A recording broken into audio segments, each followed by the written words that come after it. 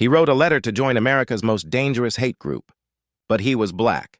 This single line instantly sparks curiosity. The viewer wonders, how did a black man infiltrate the Ku Klux Klan? How did he hide his identity? And what happened when the truth came out? It began with a newspaper ad. A few lines of text printed in the classifieds of a Colorado Springs. Paperback in October 1978, it invited people who wanted information from the Ku Klux Klan to write to a post office box in a nearby town. For most readers, it was an ugly reminder of a hate group that refused to die. But for one man, it was an opportunity. His name was Ron Stallworth, the first black detective in the history of the Colorado Springs Police Department. He was young, sharp, and ambitious. And when he saw that ad, curiosity got the better of him. He sat down, grabbed a pen, and wrote a letter.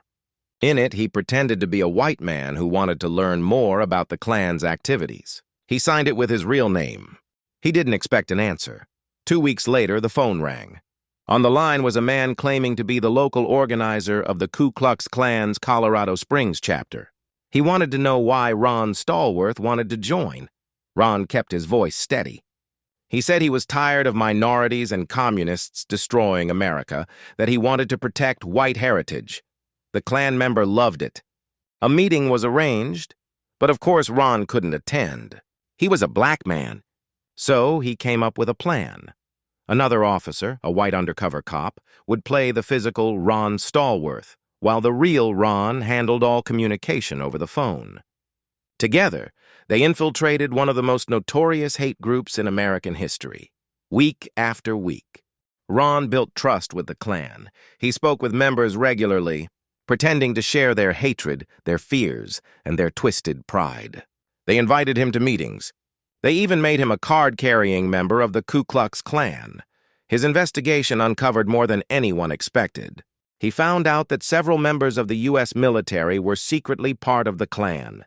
He exposed plots to burn crosses and commit acts of violence, and he quietly stopped them, one by one. At no point did the Klan realize they were being played. They never suspected the man talking to them on the phone and the man showing up to meetings were two different people. Their own arrogance made them blind, and then came the strangest twist of all. Ron got a call from the Klan's national leader, David Duke. Yes, that David Duke, the former Grand Wizard.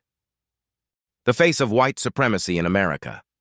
Duke welcomed Ron warmly. He spoke openly about his mission to purify America, never realizing he was confiding in a black detective. Ron even joked later that Duke once bragged he could always tell someone's race by the sound of their voice. Ron said he was laughing so hard he nearly blew his cover. Eventually, Duke came to Colorado Springs for a visit. And by a twist of fate, Ron was assigned as Duke's security detail. Picture that. A black police officer guarding the man who spent his life hating him. Throughout the event, Duke had no idea that the friendly officer protecting him was the same man he'd been talking to on the phone for months. The irony was perfect. When the investigation ended, the results were powerful.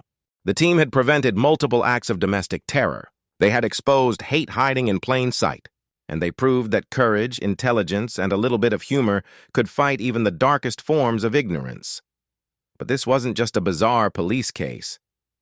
It was a warning that racism, once unmasked, doesn't simply vanish. It mutates, it hides, and it waits for a chance to rise again. 40 years later, director Spike Lee brought Ron Stallworth's story to the screen in his 2018 film, Black Klansman. The movie wasn't just a retelling of the past. It was a mirror to the present. At the end of the film, Lee included real footage from Charlottesville, Virginia in 2017, when white nationalists marched with torches, shouting the same hateful slogans the Klan once did. During that rally, a 32-year-old woman named Heather Heyer was killed when a white supremacist drove his car into a crowd of peaceful protesters. Spike Lee said he couldn't end the movie without that connection. He wanted viewers to understand this wasn't just history. It was a warning still echoing in the modern world. Actor John David Washington, who played Ron Stallworth, described it best.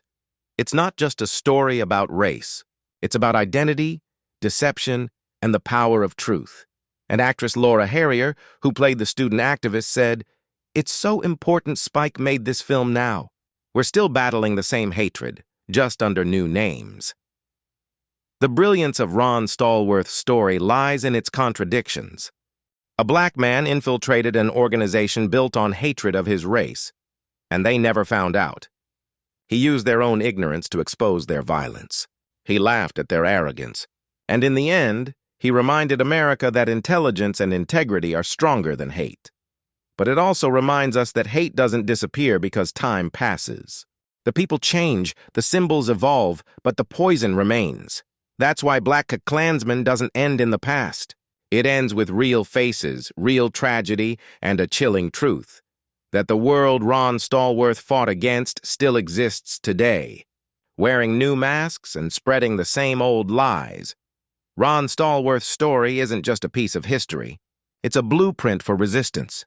It shows how courage can expose darkness, how laughter can disarm hate, and how one man with a telephone, a voice, and a plan managed to turn the tables on the most dangerous hate group in America, and maybe that's why Spike Lee chose to tell it now. Because in times like ours, the world needs to be reminded that evil doesn't vanish. It's confronted.